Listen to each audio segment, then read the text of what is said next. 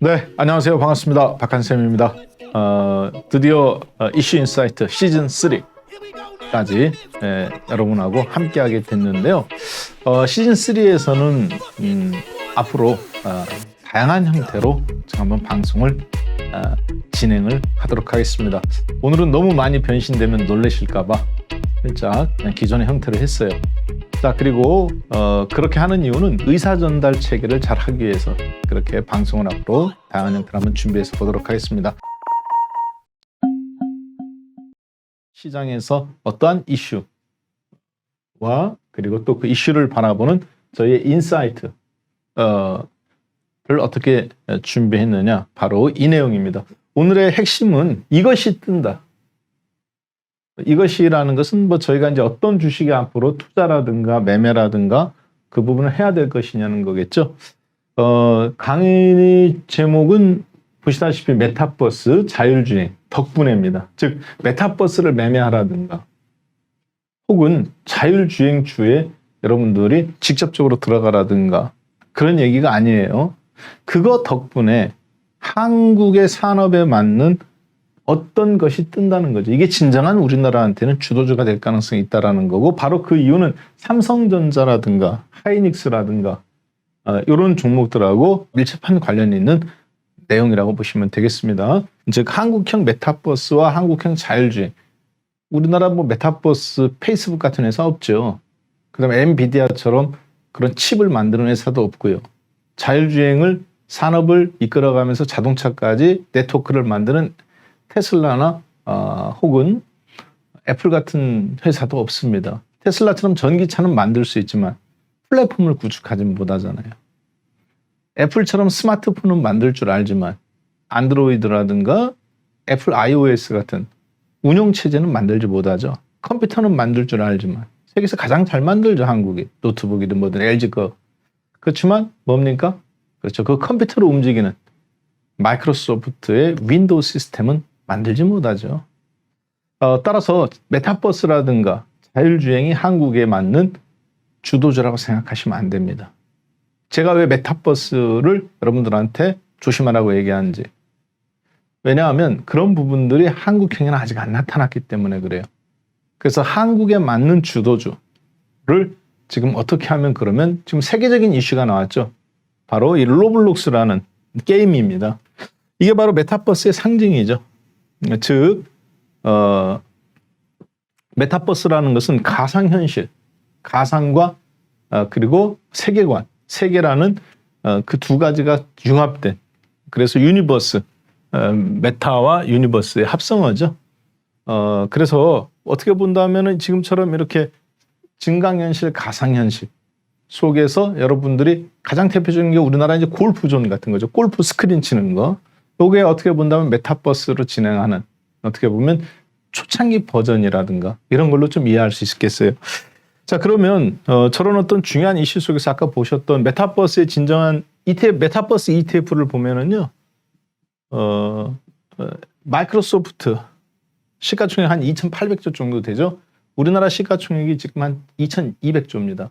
마이크로소프트하고 엔비디아 시가총액 한 800조 되죠. 그리고 페이스북 1,100조 정도 되는 거. 그리고 이제 이 로블록스 같은 회사들이 이렇게 ETF가 형성되어 있습니다. 여기에 이제 돈들이 몰려가면서 주가들을 움직이게 됐고, 최근에 이 로블록스 주가가 연초에 상장한 다음에 75달러에서 140달러까지, 150달러 근처까지 100% 최근 한 달 사이간 급등이 나왔죠. 그래가면서 국내 메타버스 관련주들도 급등이 나왔는데, 보시다시피 근데 어제 플러스 3%에서 플러스 3%에서 마이너스 15%까지 이렇게 상하 변동성이, 그래서 18%. 어제라는 것은 이제 월요일 날입니다. 월요일 날, 그러니까 한국으로 따지면 화요일 날 새벽 마감된 거죠.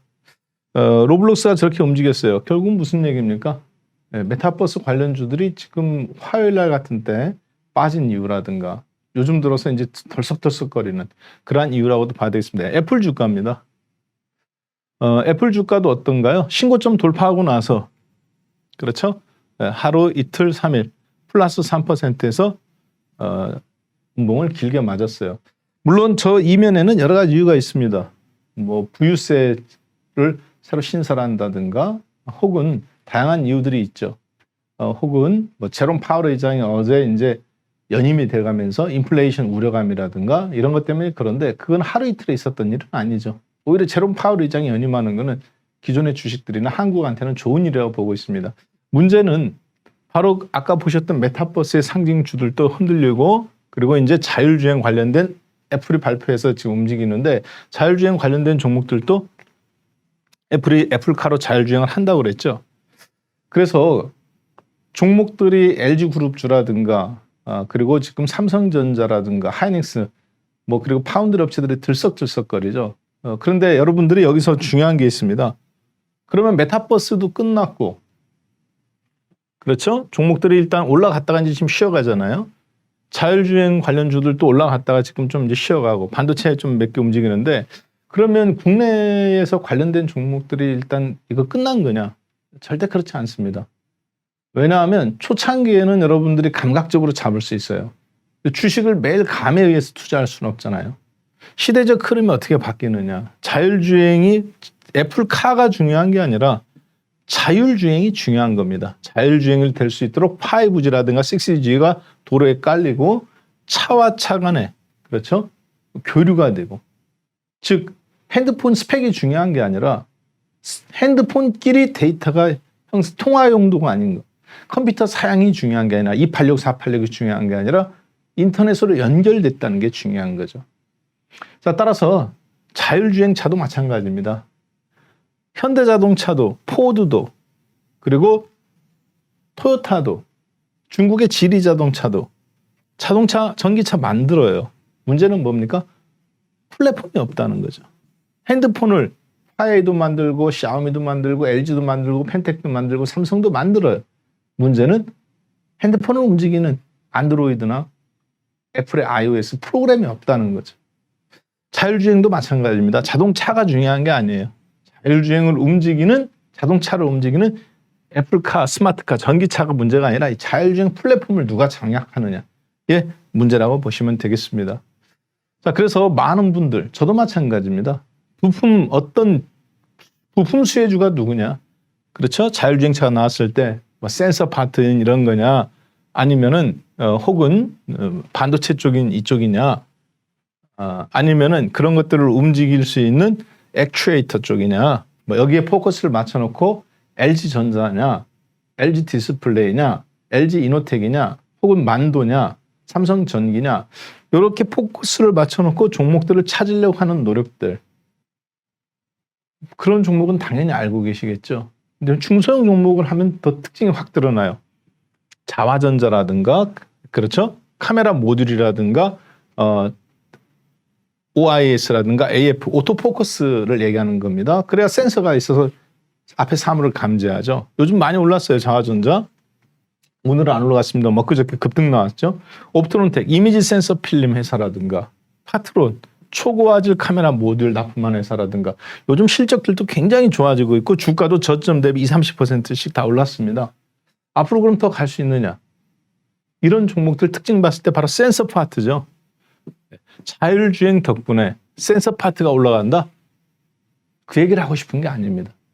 즉 메타버스나 자율주행 덕분에 특정 종목이나 특정 부품이 올라가는 것이 아니라 아까 말씀드렸다시피 전 세계는 그걸 가지고 어떤 컨텐츠를 만들어낼 것이냐 관심이 있어요. 문제는 한국은 페이스북이 없습니다. 그렇죠? 애플처럼 플랫폼을 장악하지 못했어요. 혹은 테슬라처럼 전기차는 만들지만 그거를 움직이는 엔비디아 칩 같은 것을 만들지, 엔비디아가 칩을 납품하죠. 플랫폼 칩을. 그런 것이 없단 말이에요. 문제는 뭐냐? 그러면 우리나라는 그런 수혜주가 없는 거냐? 그렇지 않습니다. 바로 이런 덕분에 한국의 가장 큰 장점에 있는 반도체라든가 스마트폰 부품주라든가 이런 게 움직이기 시작했는데 아까 말씀드렸던 것처럼 부품 회사별로 집중할 거냐? 아니면 그래서 LG이노텍이나 LG전자나 이런 쪽에 집중할 거냐? 아니면 나는 지금 움직이기 시작하고 있는 삼성전자나 반도체의 어떤 이런 흐름들에 올라탈 거냐를 이슈 인사이트 3 오늘 첫 번째 시간인 바로 오늘 이 시간에 여러분들이 그것을 선택적으로 우선순위를 놓고 다 잡을 수는 없잖아요. 종목을 그러면 LG그룹주야 전자나 이런 것들 한 파트, 현대자동차나 만도나 한원시스템이 또 한 파트, 삼성전자나 하이닉스나 혹은 반도체 삼성전기 같은 쪽이 한 파트. 그러면 종목이 파트별로 세 종목이 갖고 이쪽 자율주행이라든가 이쪽 메타버스 부품에 관련된 것만 이렇게 다 잡아갈 수는 없어요. 그거는 너무 몰빵 투자인 겁니다. 종목은 세 파트로 해서 10종목으로 나눴다 하더라도 분산 투자가 아니라 사실 몰빵 투자죠. 자, 그래서 우선순위를 놓고 여러분들이 나는 부품주인 LG 쪽으로 갈 건지 아니면 액추에이터 쪽이라든가 자동차 플랫폼의 플랫폼은 하드웨어 플랫폼입니다. 조립을 할 수 있는 현대 기아차 쪽에 포커스를 맞출 건지 애플과 협력을 염두에 두고 아니면 전통적으로 지금 삼성전자라든가 오늘도 그렇고 어제도 그렇고 외국인들도 시장은 좋게 보지 않지만 우리나라 반도체 종목들을 지금 야금야금 사들어오잖아요. 이게 반도체를 바라보는 거냐? 아니라는 거죠. 왜? 자동차에서 자율주행이라는 그런 어떤 영역으로 건너갔을 때 다음과 같은 부분. 방금 보셨던 것이 이제 자동차에 들어가는 부품 수입니다. 스마트폰에 보통 적층 세라믹, 삼성전기가 가장 잘 만드는 이게 1000개 정도 들어가요. 스마트폰 부품은 700개에서 800개 정도죠. 노트북에 한 800개 들어가고요. 태블릿에 600개 들어가고 그 다음에 TV에 600개, 스마트워치 200개 들어가는데 자동차에는 많게는 8,000개, 적어도 3,000개, 평균 5,000개 들어갑니다. 스마트폰보다 5배가 많죠. 태블릿 PC보다 거의 10배가 많고. 그러니까 앞으로 삼성전기나 이런 종목들이 어떻게 될까요? 굉장히 긍정적으로 보셔야 될 것 같습니다. 자, 그리고 그런 부분에서 이게 전 세계 자동차 부품 회사들의 순위입니다. 그런데 보시다시피 나이덱, 니혼이라고 그러죠. 일본 회사예요. 그 다음에 이제 애플이 이제 자동차 하면 좀 더 올라가겠죠. 그리고 여러분들 가장 잘 아는 MLCC의 최강자인 무라타입니다. 무라타는 MLCC 아까 보셨던 적층 세라믹이라고 불리는 반도체가 있는 곳에 꼭 밑반찬처럼 꼭 있는 거예요. 반도체가 김밥이다. 김밥을 만드는 김이라면 꼭 들어가야 되는 게 뭐가 있습니까? 김과 함께 들어가. 단무지 들어가잖아요. 그렇죠? 소세지라든가 계란이라든가 당근은 취향이에요. 시금치를 넣을 건지 햄을 넣을 건지 오뎅을 넣을 건지 꼭 들어가는 건 단무지는 꼭 들어가야 되는데 이건 취향은 아니죠. 그런 것처럼 김 밑반찬에 김에 밥을 얻는 게 반도체면 단무지 같이 꼭 들어가야 되는 거, 따라가야 되는 거, 바늘 있으면 실이 있는 거 반드시 MLCC가 꼭 있어요. 그렇기 때문에 삼성전기라든가 이런 종목들이 자연적으로 나오게 되는 거죠. LG전자는 이제 이 정도 위치했는데 지금 많이 이제 좀 따라잡았겠죠.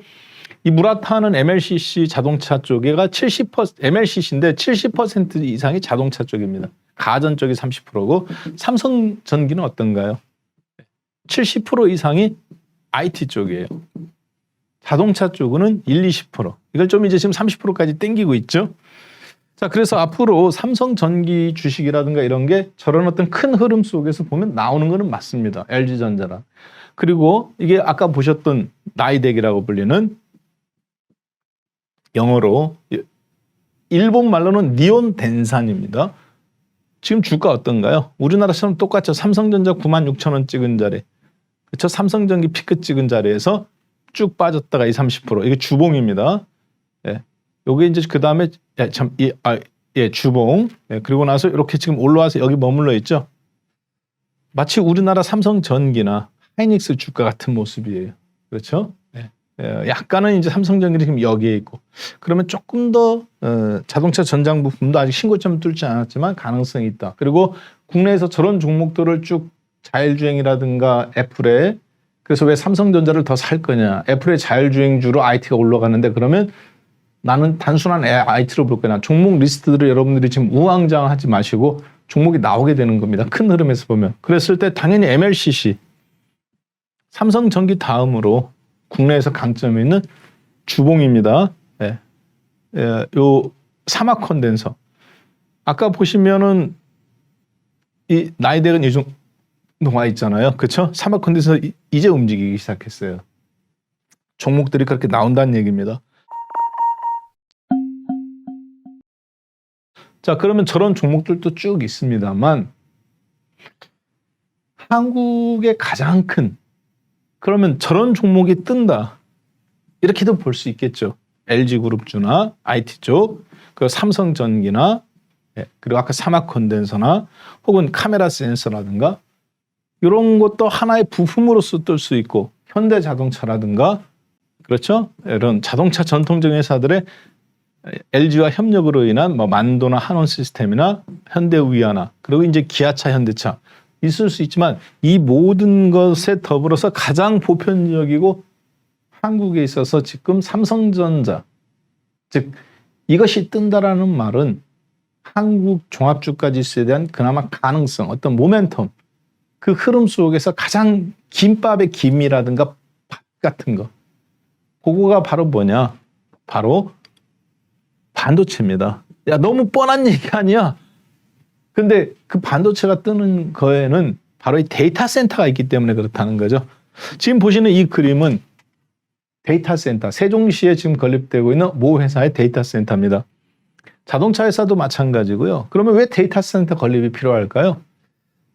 애플이 자율주행 자동차를 하기 위해서는 자동차가 중요한 게 아니라, 애플카가 중요한 게 아니라 그 플랫폼을 어떻게 만드느냐. 즉 삼성전자든 화웨이든 샤오미든 펜텍이든 LG든 핸드폰 스펙이 중요한 게 아니라는 거죠.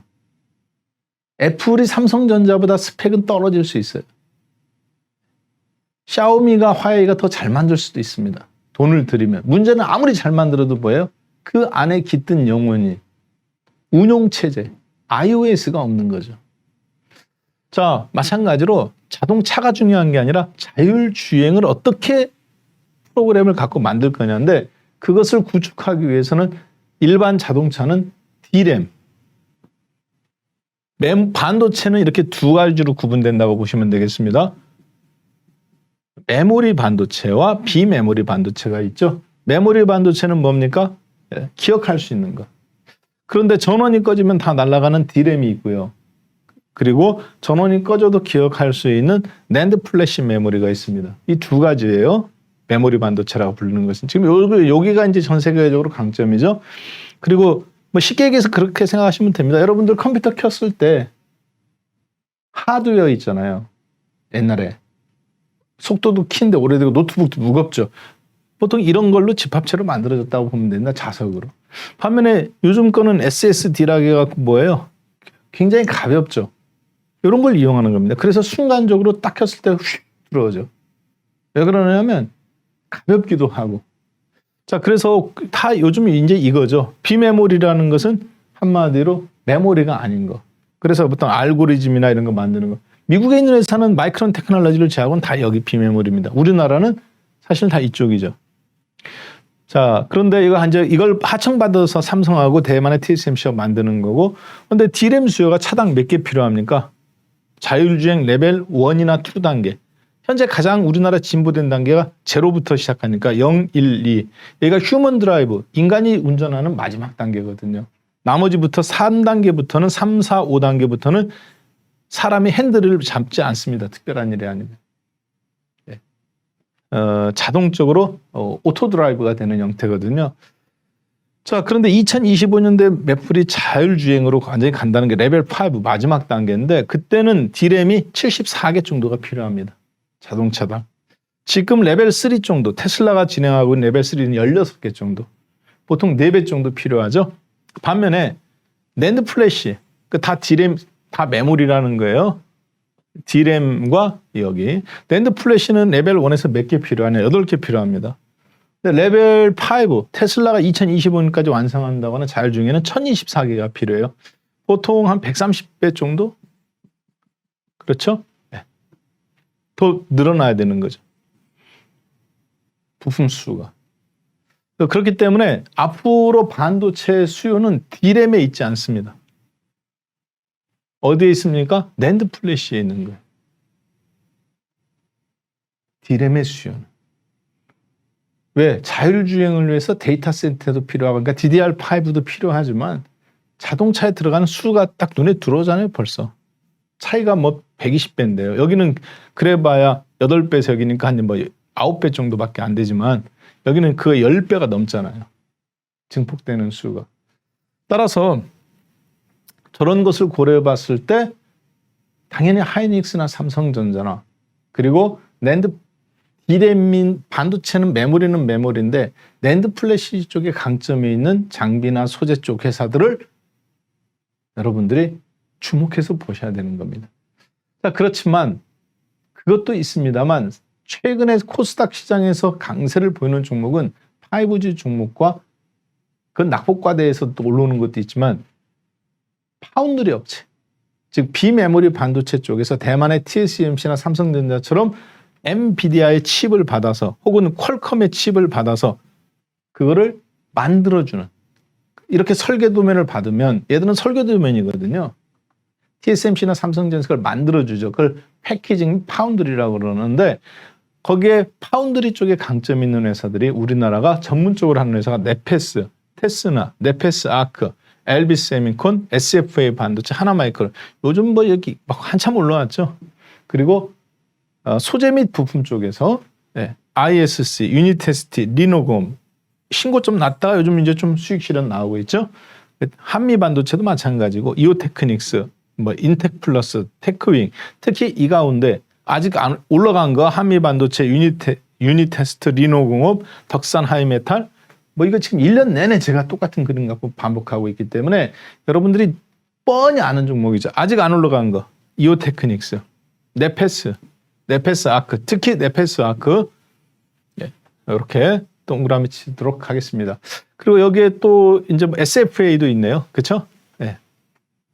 SFA 같은 종목들 이런 것들을 기억하셔가면서 삼성전자와 하이닉스 그리고 이것이 올라가는 것이 아까 보셨던 것처럼 자율주행과 메타버스 때문에 올라가는데 그거는 미국형인 겁니다. 한국형은 뭐냐? 데이터 센터예요. 데이터 센터와 자율주행 자동차 안에 들어가는 칩. 그러니까 당연히 반도체인데 그러면 뭐를 사야 될까요? 삼성전자 혹은 삼성전자 우선주. 저는 삼성전자 우선주를 말씀드립니다. 삼성전자 우선주를. 그리고 삼성전자는 여러분이 조금 조심해야 되는 게 두 가지, 한 가지 호재는 사주 매집을 할 수 있는 거. 악재도 하나 있어요. 회사가 물적 분할을 할 수도 있단 말이에요. LG화학이나 SK이노베이션처럼. 약간 좀 딜레마입니다. 그래서 저는 차라리 눈을 강조드렸던 것처럼 그것보다는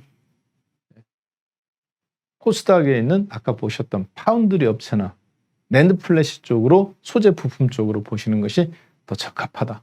그래서 아까 보셨던 것처럼 오늘 강의 주제 이슈 인사이트 첫 번째 시간에는 메타버스와 자율주행이 뜨는 건 맞다 세계적으로. 그렇지만 한국형은 아직 없다.